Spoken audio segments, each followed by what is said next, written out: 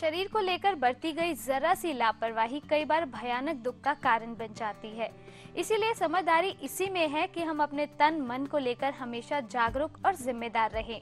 तो आइए जानते हैं आयुर्वेद के कुछ बेहद आसान और कारगर उपाय, जिन्हें अपने डेली रूटीन में शामिल करके आप स्वाइन फ्लू जैसी भयानक बीमारी से काफी हद तक सुरक्षित रह सकते हैं।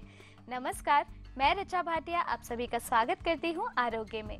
चलिए प्रोग्राम की शुरुआत करते हैं और स्वागत करते हैं अपने वैद्य दीपक कुमार जी का। वैद्य जी, आपका बहुत बहुत स्वागत है हमारे स्टूडियो में। अब वैद्य जी, आज मैं आपसे ये जानना चाहूंगी कि स्वाइन फ्लू क्या बीमारी है, ये कैसे होती है? स्वाइन यानी कि सुअर, इसका दूसरा नाम भी है दुखी मनुष्य। फ्लू शब्द आया है इन्फ्लुएंजा से। आपको याद हो सन 57-58 में हमने पढ़ा होगा, पूरे संसार में इस बीमारी ने बहुत भयानक रूप दिखाया था, जिससे करोड़ों लोग इफेक्टेड हुए। उससे पहले 12-13 में, सन 1912-13 और 1917-18 में इसी तरह की महामारी फैली थी, जिनसे लाखों लोग अकाल मृत्यु को प्राप्त हुए। और आपने देखा होगा पिछले साल भी ये बीमारी बहुत तेजी से बढ़ी। यह बीमारी सबसे पहले मैक्सिको से शुरू हुई, उसके बाद यह बीमारी अमेरिका पहुंची, जहां से ये इंडिया आई। और ये बीमारी अधिकतर हम देखते हैं कि अमेरिका के, ब्रिटेन के, मैक्सिको के लोग बहुत हट्टे कट्टे होते हैं, लेकिन अंदर से वो बिल्कुल खोखले होते हैं। और हमारे यहाँ गरीब तबका ज़्यादा है, पोषण इतना अच्छा है नहीं खाने पीने का, लेकिन यहाँ हमारे देश में इस बीमारी ने महामारी का रूप धारण नहीं किया। यह अधिकतर उन्हीं लोगों को हुई जो नॉनवेज ज़्यादा इस्तेमाल करते थे, या जो ज़्यादा भीड़ भाड़ में रहते थे, या लोगों से अनजान आदमियों से भी हाथ मिलाते थे, या उनके संपर्क में थे। अब लोगों का इम्यून सिस्टम चेंज हुआ, नई नई दवाइयाँ आ गई, तो नई नई बीमारियाँ भी बनने लगी, जिनमें एड्स हुई, स्वाइन फ्लू हुई, चिकनगुनिया हुई। इन नए नए रूप में हमारे आगे आ रही हैं, और इसके लिए हमें अनजान आदमी के संपर्क से बचना चाहिए। इसका कीटाणु AH1 टाइप का होता है, जिसके कारण ये बीमारी फैलती है। अधिकतर ठंडी जगहों पर तेजी से फैलती है जब ठंड आती है। इसलिए हमें अपने घर और आसपास सफाई का बहुत ध्यान रखना चाहिए। और इस बीमारी से बचने के लिए हमें अपने घर में देवदारू, गुग्गुल और राल, इनका धुनी दे करके शुद्धिकरण करना चाहिए। इसके बारे में और भी बहुत कुछ जानेंगे हम आपसे, लेकिन उससे पहले बात करते हैं हमारे पहले कॉलर से जो हमारे साथ जुड़ चुके हैं। हेलो जी, कौन बोल रहे हैं? मेरा नाम सत्येंद्र है। कहाँ से बोल रहे हैं सत्येंद्र जी? मेरठ से बोल रहे हैं। जी बताइए, क्या प्रश्न है आपका?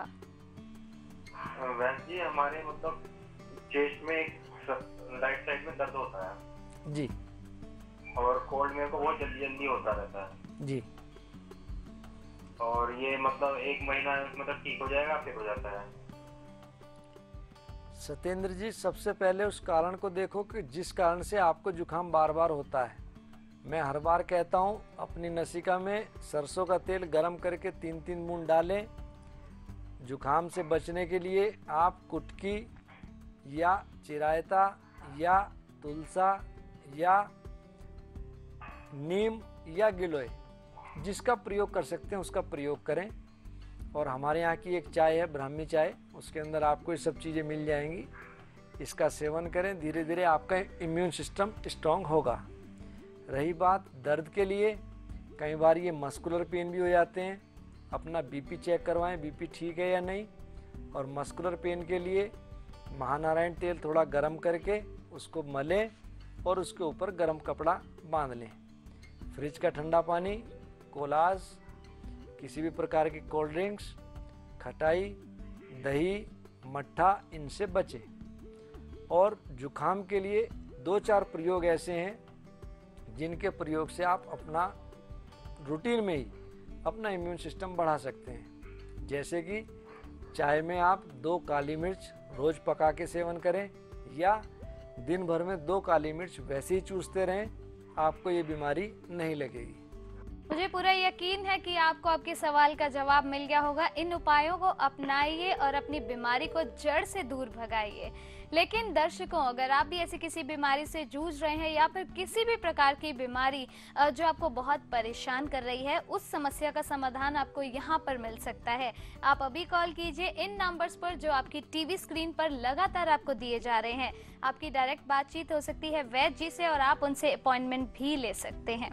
तो वैद्य जी, स्वाइन फ्लू के बारे में हम लोग बात कर रहे हैं। अब मैं आपसे ये जानना चाहूंगी कि स्वाइन फ्लू के लक्षण, उसके सिम्टम्स क्या क्या होते हैं, किस तरह से किसी को पता चल सकता है कि उसको स्वाइन फ्लू की बीमारी है? स्वाइन फ्लू में सबसे पहले हमारे शरीर में टूटन बहुत होगी, जोड़ों में दर्द होगा, बुखार 102 से 104 डिग्री होगा, भूख बिल्कुल ख़त्म होगी, प्यास नहीं लगेगी, उबकाई आने का मन होगा और किसी काम में इच्छा नहीं होगी। धीरे धीरे इसका विकृत रूप होने पे निमोनिया बनेगा, पसली हमारी चलने लगेगी, छाती में बलगम बोलने लगेगा और इसका इलाज सही तरीके से नहीं मिलने पर मृत्यु तक हो जाती है।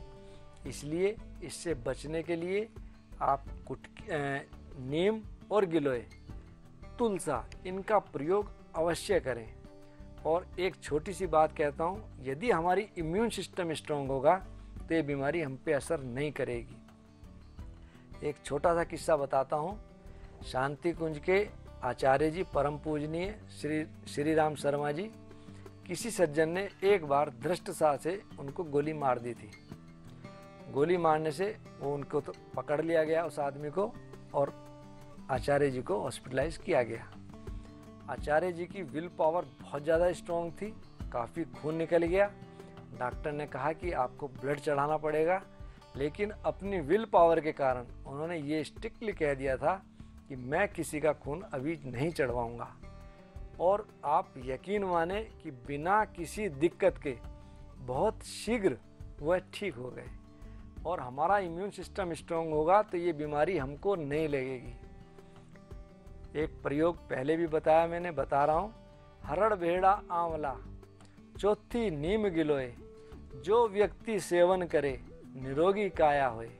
इसके सेवन से निरोग तो रहेगा ही रहेगा और कोई बीमारी जल्दी से उस पर असर नहीं डालेगी। वैद्य जी, हमारे साथ एक कॉलर जुड़ चुके हैं, आइए उनसे बात करते हैं। हेलो जी, बताइए। जी, कौन बोल रहे हैं? सरिता वर्मा। कहाँ से बोल रहे हैं आप? लखनऊ से। क्या प्रश्न है आपका, बताइए। जी, हमको नींद नहीं आती है। जी, नींद ना रात को ना दिन को, कभी भी नहीं। कहीं आपको ब्लड प्रेशर हाई तो नहीं रहता? नहीं सर, बिल्कुल नहीं। और कोई दिमाग में तनाव? जी नहीं, ऐसा कुछ नहीं है। बस मतलब प्रेगनेंसी है, 8वां महीना चल रहा है, हमको ये 5वें महीने से दिक्कत हुई है। ठीक, 5वें महीने के 17 मई से। जी बहन जी, ये तो कोई दिक्कत की बात नहीं है। आप कोई सेडेटिव दवाई ना लें, इसके लिए बहुत अच्छा होगा। रात को सोने से आधा घंटा पहले एक बाल्टी में पानी भर लें, नॉर्मल टेम्परेचर का टैप वाटर, उसमें 15 मिनट के लिए अपने पैर रख करके बैठें, आपको बहुत अच्छी नींद आएगी। दूसरा, अगर आपके पास गाय का दूध उपलब्ध हो तो सिर पर, माथे पर और नीचे पंजों पर आप उसको रगड़ें, आपकी नींद निश्चित रूप से आएगी। और साथ में सोने से 1 घंटा पहले चाय, कॉफ़ी और ज़्यादा तेज मिर्च मसाले का भोजन ना करें। शुक्रिया वैद्य जी। दर्शकों, अगर आपको भी नींद नहीं आती है, अगर उसका कारण प्यार, इश्क, मोहब्बत है तो यहाँ ये रॉन्ग नंबर रहेगा। लेकिन किसी भी कारण से अगर आपको नींद नहीं आती है या फिर किसी और बीमारी से आप जूझ रहे हैं तो आप वैद्य जी से बात कर सकते हैं। नंबर्स आपको दिए गए हैं, आपकी टीवी स्क्रीन पर लगातार नंबर्स फ्लैश हो रहे हैं। इन नंबर्स पर कॉल कीजिए और डायरेक्ट वैद्य जी से बात कीजिए और आप इनसे अपॉइंटमेंट भी ले सकते हैं। तो वैद्य जी, स्वाइन फ्लू के बारे में जैसा कि हम बातचीत कर रहे हैं, अब मैं ये जानना चाहूँगी, क्या स्वाइन फ्लू में खाने पीने का जो प्रिकॉशंस होते हैं वो लेने ज़रूरी हैं, सावधानियां बरतनी ज़रूरी हैं? बीमारी कोई सी भी हो, आधी बीमारी हम अपने परहेज और खान पान से ही दूर कर सकते हैं। पहले लोग बुखार आने पर लंघन क्रिया करते थे। लंघन में 2-3 दिन तक कुछ भोजन नहीं करते थे। भूख लगने पर, बहुत भूख लगने पर खिचड़ी या सब्जी सेवन करते थे। शरीर की प्रतिरोधक क्षमता बढ़ती थी और ये अपने आप ही ठीक हो जाते थे। लेकिन आज की डेट में लोगों ने बहुत ज़्यादा एंटीबायोटिक्स खा खा कर अपना इम्यून सिस्टम डाउन किया। इस कमी को दूर करें। रोज़ तुलसा, काली मिर्च का सेवन करें तो छोटी मोटी बीमारी हमारे पास नहीं आएंगी। एक छोटी सी बात और कहता हूँ, समय भूख का आए तब तब, थोड़ा पानी पी लो तब तब, रोटी सब्जी दही सलाद, खाओ जम के बनो फौलाद। क्या बात है, बहुत अच्छी बात कही है आपने। दर्शकों, इसी तरह से हमारी बातचीत जारी रहेगी, लेकिन अभी वक्त है एक छोटे से ब्रेक का। ब्रेक पर जाने से पहले एक बार फिर से आपको याद दिला दूं कि आप डायरेक्ट वैद्य जी से बात कर सकते हैं। नंबर्स आपको दिए गए हैं आपकी टीवी स्क्रीन पर, जो लगातार आपके सामने फ्लैश हो रहे हैं। इन नंबर्स पर कॉल कीजिए और बातचीत कीजिए वैद्य जी से। अगर आप इनसे अपॉइंटमेंट भी लेना चाहते हैं तो अपॉइंटमेंट भी ले सकते हैं, और साथ ही साथ अगर आप इनसे पर्सनली मिलना चाहते हैं तो वैद्य जी का पता है